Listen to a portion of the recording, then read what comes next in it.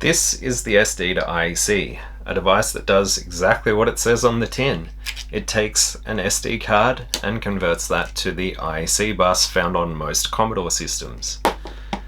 This is a 100% new and original Epyx Fast Load cartridge.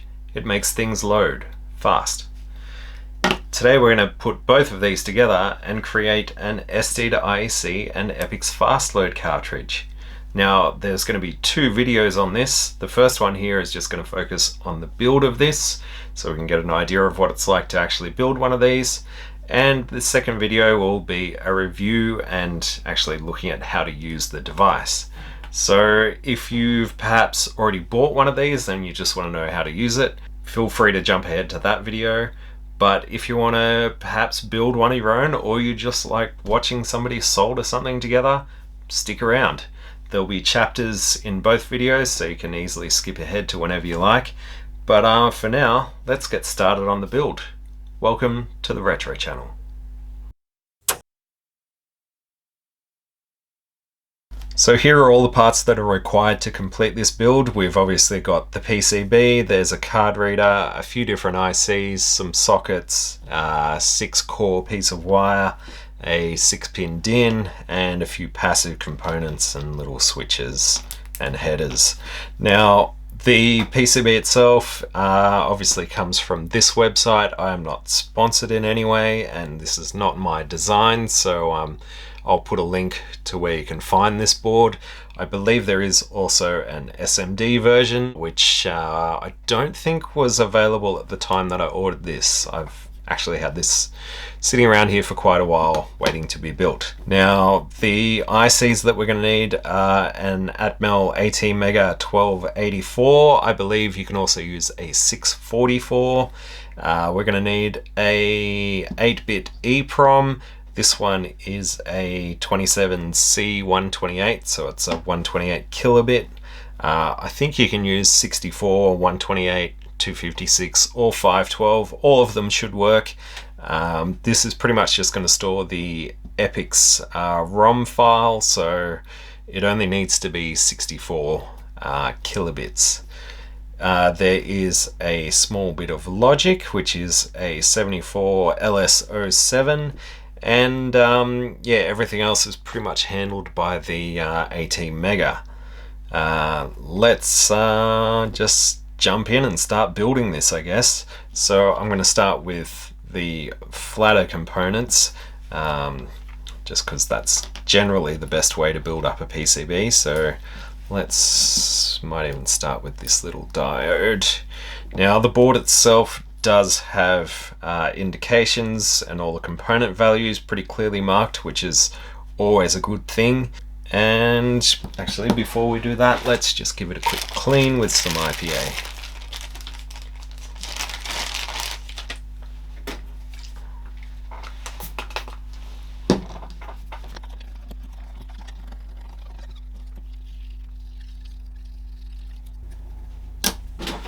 Now, of course, we could use something like this PCB holder. I'm probably not going to bother for this one. Everything's pretty much just going to lay flat on the bench. Let's start with the diode, and the footprint for this is quite small, so hopefully that should work. It's a bit dodgy. Alright, done.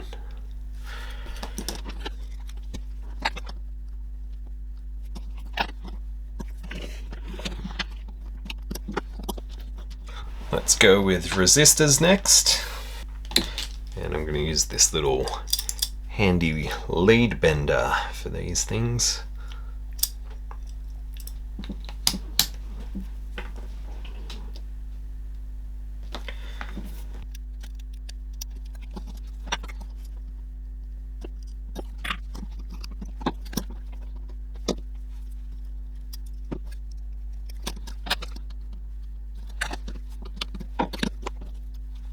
Now the two resistors up the top of the board are labeled 560 ohms. These just control the brightness or the current going to the LEDs. So I'm actually going to put 1K resistors in because I don't particularly want those LEDs to be too bright. but yeah, 560, you could even go lower than that, I guess.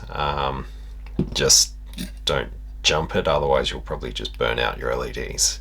But yeah, I'm going for 1K.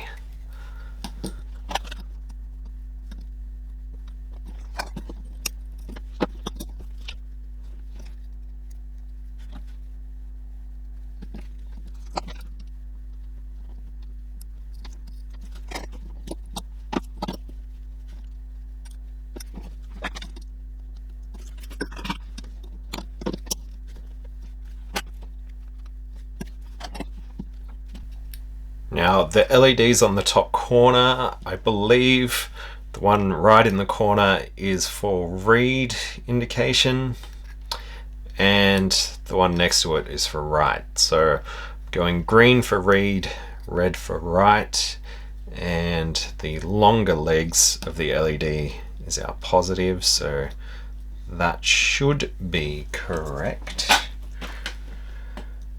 If you get the polarity wrong, it's a diode, so it simply just won't work. And then you'll have to swap them around, of course.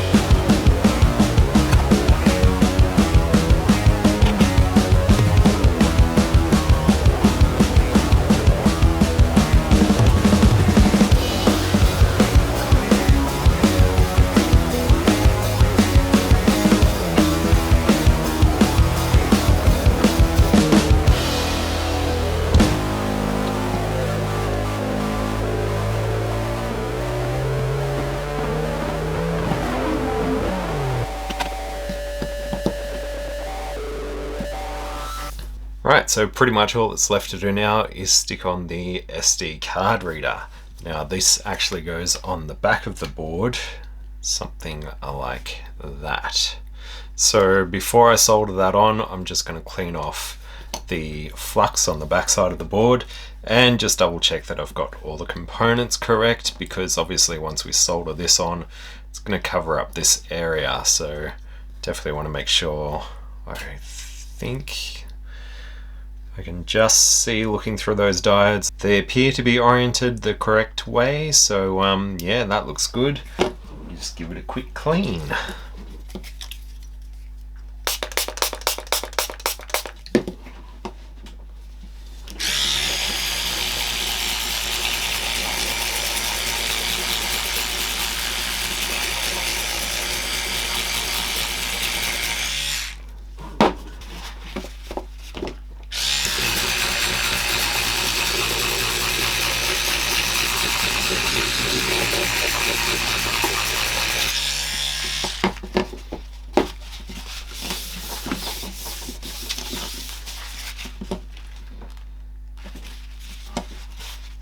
use another go.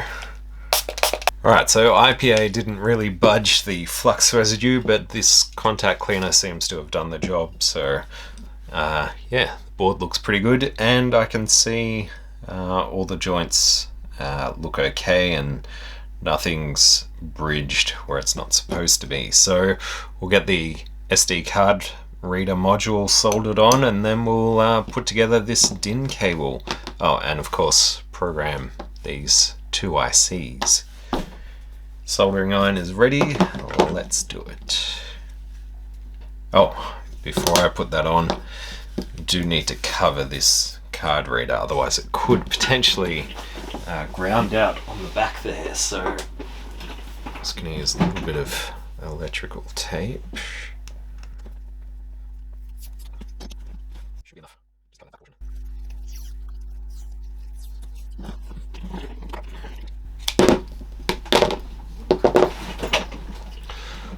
That should be fine.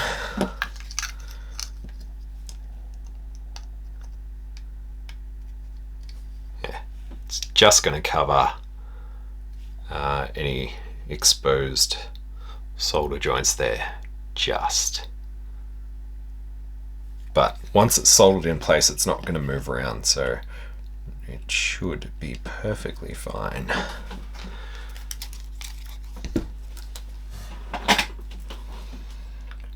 Just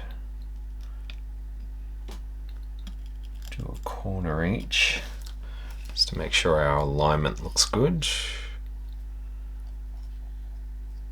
So yeah, there is a gap behind there, and it looks fairly even. Maybe this side could come out a little bit. Yeah.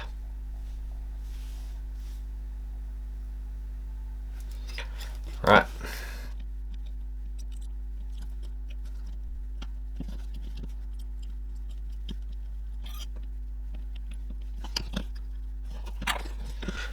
Clean this off.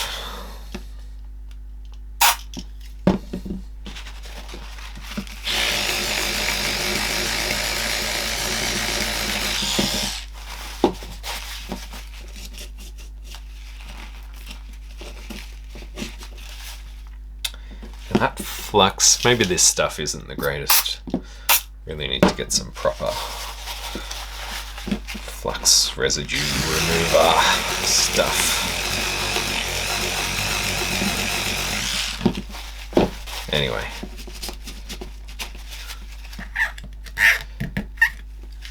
That'll do. No, that won't do. That won't do at all.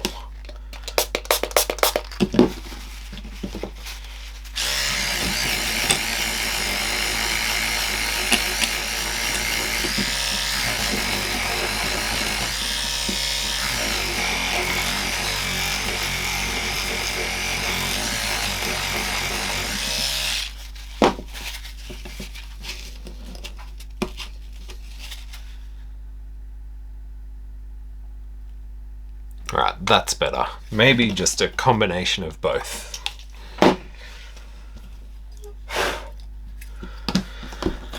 The DIN cable.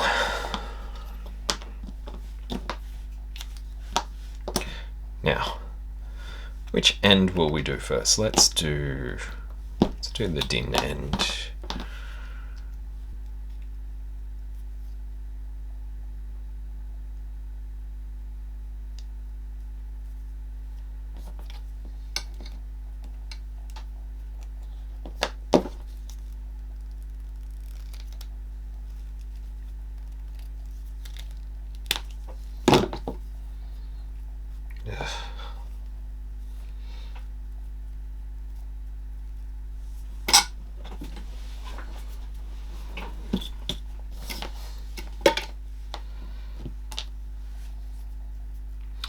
This one has like a good braided outer shield, which is good but annoying. Need to cut all that crap out. Now, I do have these strippers, but I find that they just tend to tear half the wires out with it, so I'm just going to strip these one by one. there's not that many, I guess.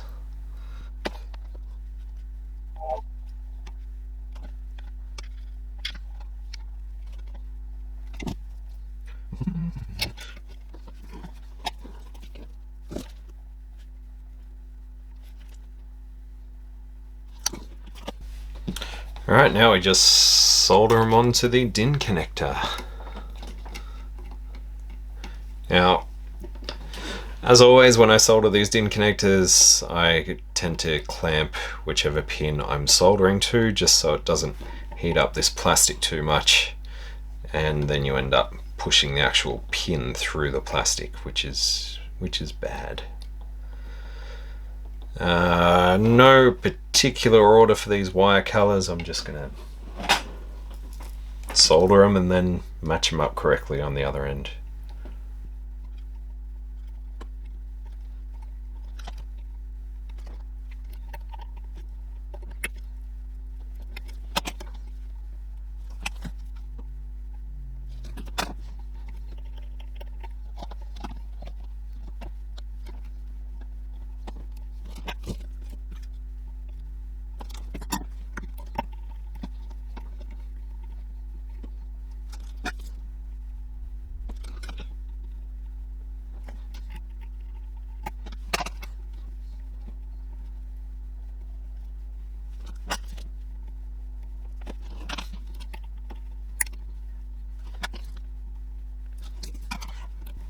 Alright, just give them a quick test to make sure they're all solid. Not going to come out anytime soon, that feels good. Now, as I don't have the other end soldered, I can still put the boot over. And then we just sort of crimp this into the body.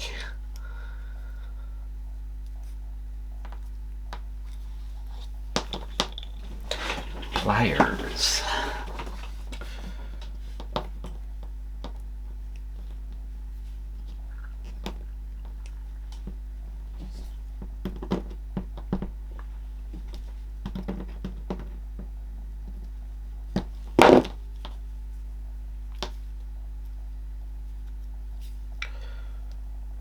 Out of alignment there, jeez. Bit dodge. Right, that should be fine. Now, before we close it up though, better take note of the pin out here. Alright, now we need to put a connector on the other side. Oh, put a bit of heat shrink so we can cover it up. Our dodgy work. Right, now that I've got rid of that friggin' annoying braid, we can get to work here.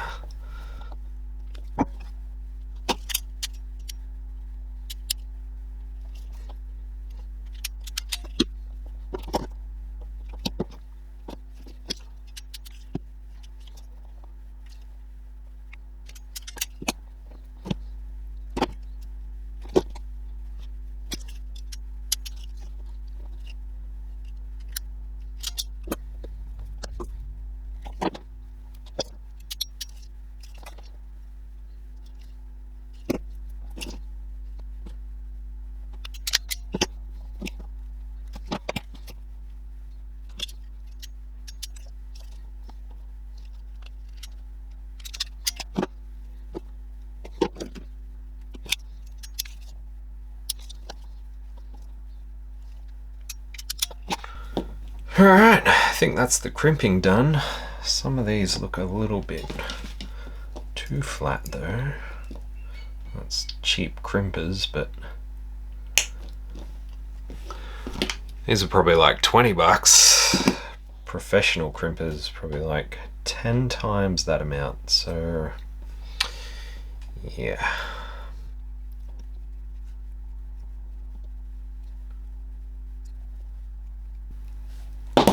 And we just want to make sure nothing's going to come loose. They feel pretty solid. Alright, for the pin out. So there is a little indicator for pin 1 on this thing. So let's say pin 1 is blue.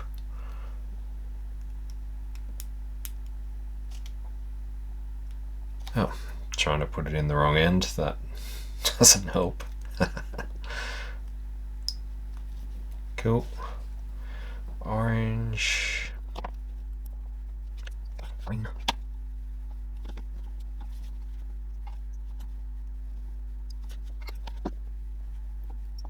Right, that's done, and we're just gonna cover things up a little bit with the heat shrink. Reassemble the other side.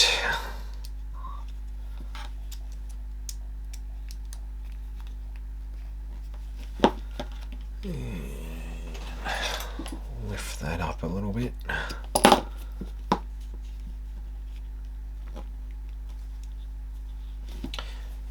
Cute.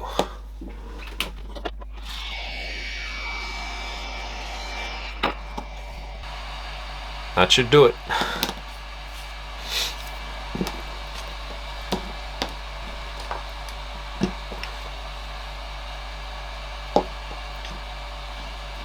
So, before I put the ICs on, let's just have a look at what is on this board. So there is a jumper here for 5 volts.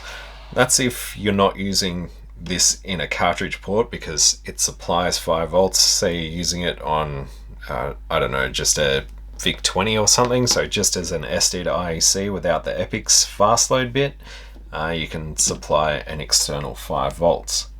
There are 2 rows of headers here. Now this is so we can obviously connect our disk drive, which I should actually mark a little bit more clearly which end is pin 1, because it's going to go that way, so just do that. Mark the bench while we're at it. So that can connect there, and the reason there's an extra row is so you can daisy chain and connect an actual floppy disk drive or whatever you want off the other connector. Up the top here there are a couple of jumpers that select the device ID, so I think if it's left blank it'll just be device 8, but jumping those you can switch between 8, 9, 10 and 11. Apart from that, yeah, there's a button to reset the C64, a button to reset just the IEC, so that must be sent down the serial connector, and there's 2 buttons for next and previous disk.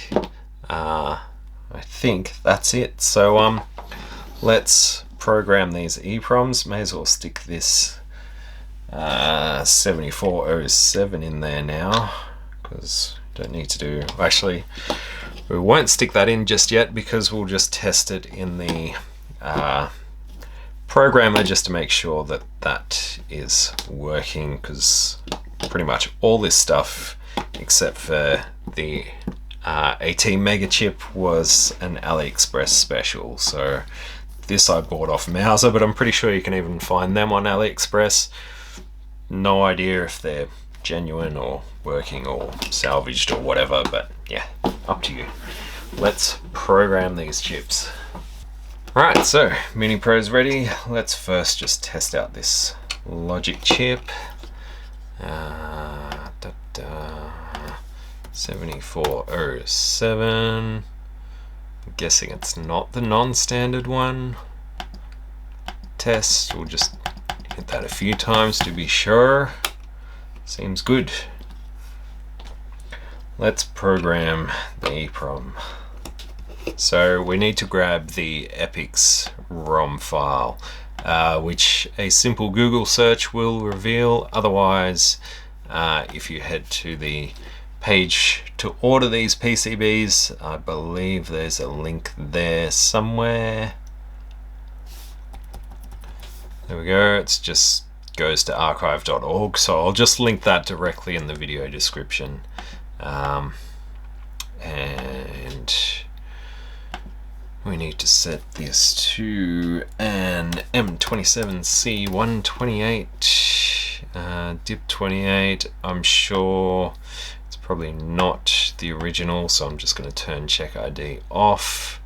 We'll do a quick blank check. Cool.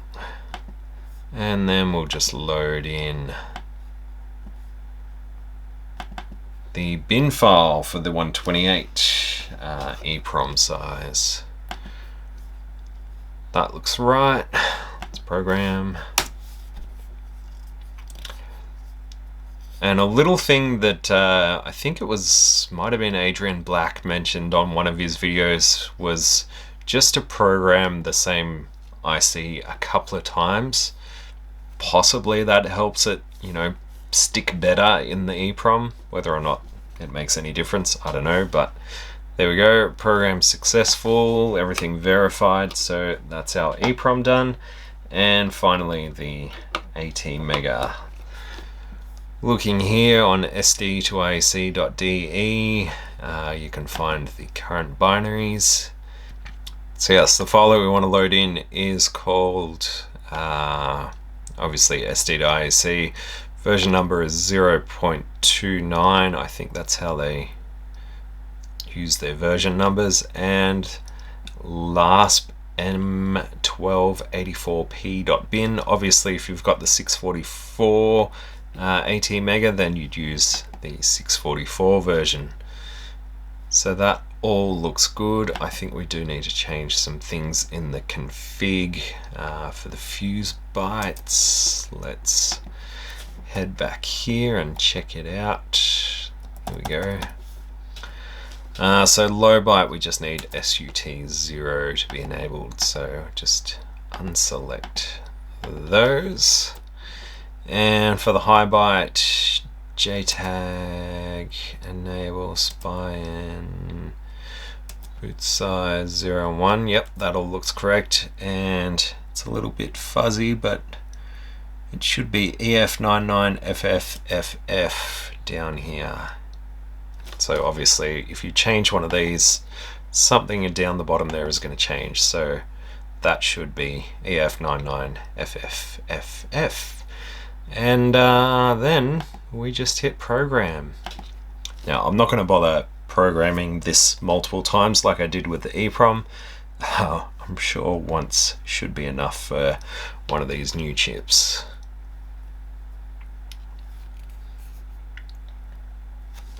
Success.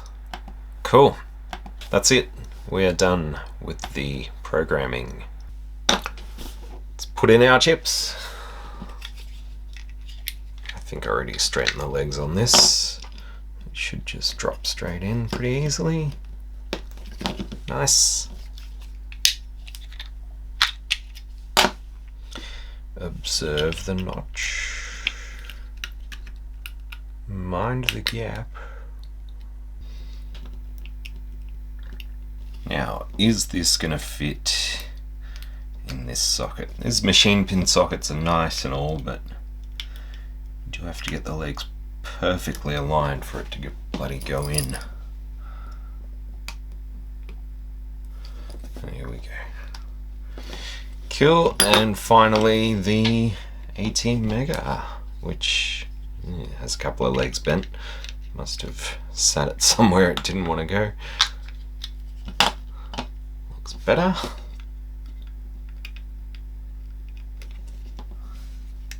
Oh, this one just goes straight in, so yeah, it's possible this has been salvaged from something else, who knows. Cool, that should be it. What I might do is just quickly check, make sure there's not a short on the voltage rails, and I guess I can just use this little 5-volt header, and we are seeing 22 mega ohms. So yep, this looks good to go. Let me grab a Commodore. Let's go with the Australian one.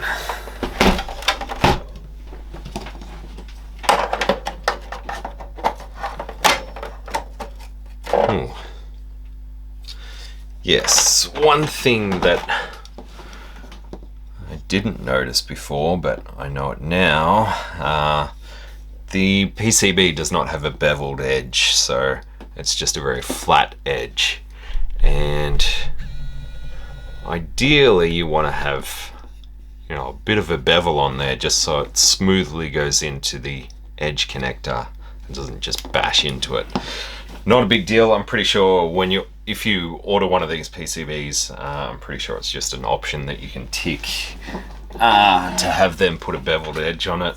But if you forget or whatever, it's very simple. So you just need a file, and pretty much most of the beveled edges are going to be a 30-degree angle. So I just put a file on the bench, hold the card at about 30 degrees, and just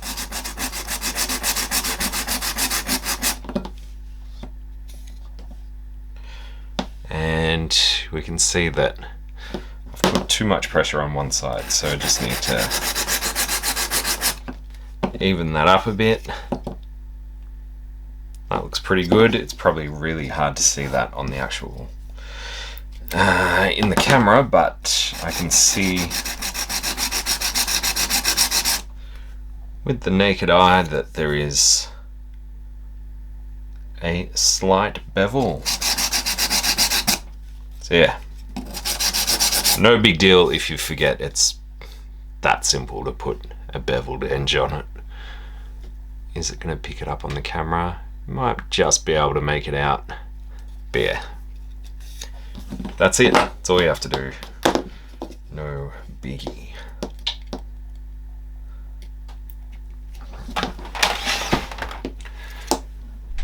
Zoom out, man.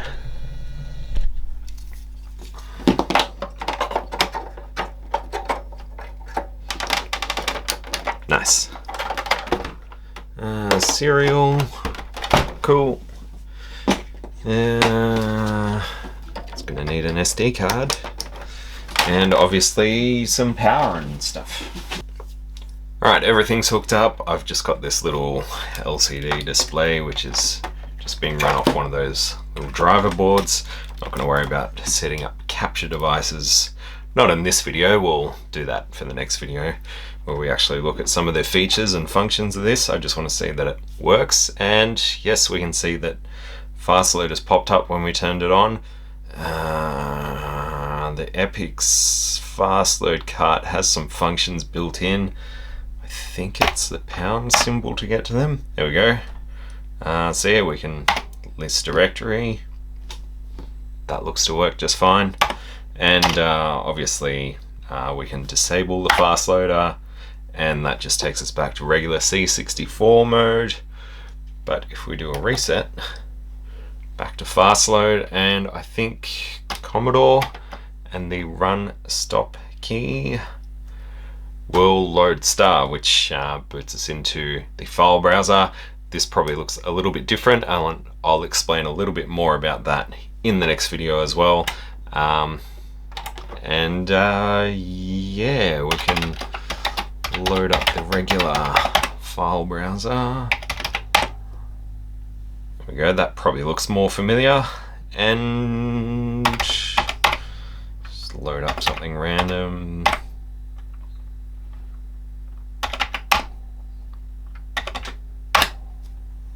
It's the first program pretty much.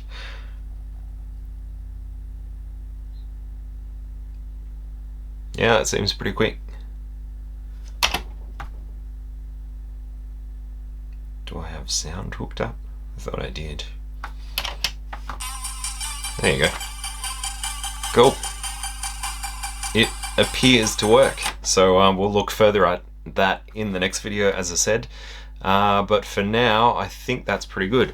I will mention that there is one thing about this design that I'm not a fan of, and that is doing this DIN cable. I would much rather just have a regular DIN socket that you can solder onto this board and not have to stuff around with this. You could just use a regular, you know, serial Commodore disk drive cable, sort of like here's the little Pi 1541 with its little hat, and yeah, it's got two DIN connectors. I mean, you wouldn't have to have two DIN connectors. You could always put this at the end of the chain if you wanted to chain multiple devices, but at least you wouldn't have to stuff around soldering well, basically creating this cable, you could just use standard serial cable. So yeah, and I mean that I'm sure the board could be rejigged to make that fit. I mean, I don't think this would fit. It's not going to fit in a standard oh no, in a standard Commodore cartridge anyway. So, you know, and obviously it's too high and fat and there's buttons hanging out everywhere, so the board size doesn't really matter. You could lengthen it and put a proper IEC, 6-pin DIN connector on there. Apart from that, like, the actual board itself is really simple and easy to build, especially the through-hole version. Like I said, I'm pretty sure there's an SMD version for people that prefer that as well. But yeah, an actual DIN socket on the board would be what I'd do. Anyway, we will look at the rest in the next video, I guess. So if you want to see how this actually performs and works, stick around. But until next time, thanks for watching the Retro channel. A massive thanks, of course, to all the people that support the channel on Patreon, and there's also YouTube memberships. And thanks to everyone just for watching, subscribing, liking the videos. Of course, share them around if you think somebody else would benefit from seeing how this is done, or even if they're just interested in watching this kind of thing. And yeah, I will catch you in the next one with more of this device. Bye.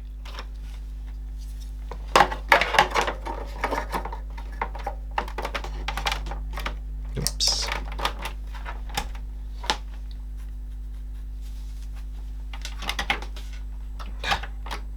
Device not present error. Oh, kinda need this.